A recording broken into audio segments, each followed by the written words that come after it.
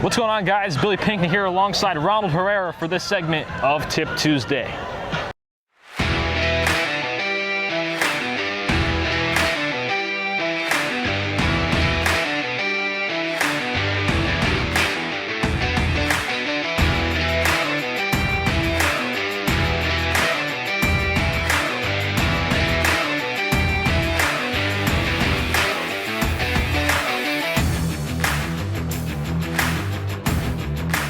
All right, Ronald, played in the big leagues for the Yankees. Have a very nice mix of your pitches. The changeup really stood out to me while watching some of your tape.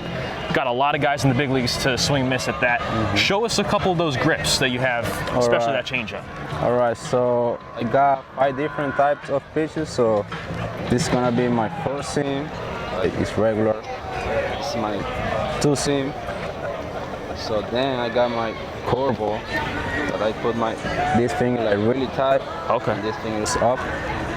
And I got a cutter right here, like this, and then my changeup. That's my best. That's pitch. the best one right there. After my fastball, this is my best pitch. I never learned how to throw with these 3 fingers. Right. It's normally like pitchers throw, but I learned to throw like with these 3.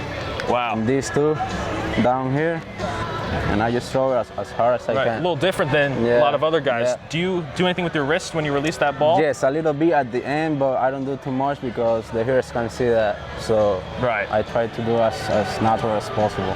When you're in those situations, how do you know when the best time is to throw that pitch? That's your best pitch.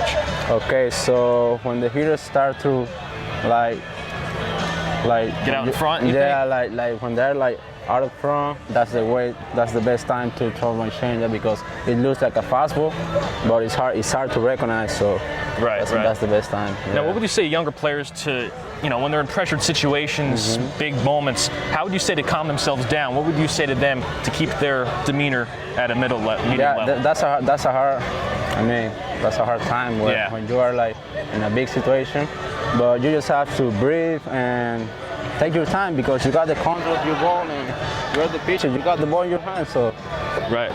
Now, when you were at the Yankees, how did they go about calling pitches? Was Gary Sanchez behind the plate calling pitches for you, or were they calling it from the dugout? No, Gary Sanchez was calling the pitches for me. Okay. So, would you recommend younger players calling their own game and not having those pitches come from the dugout?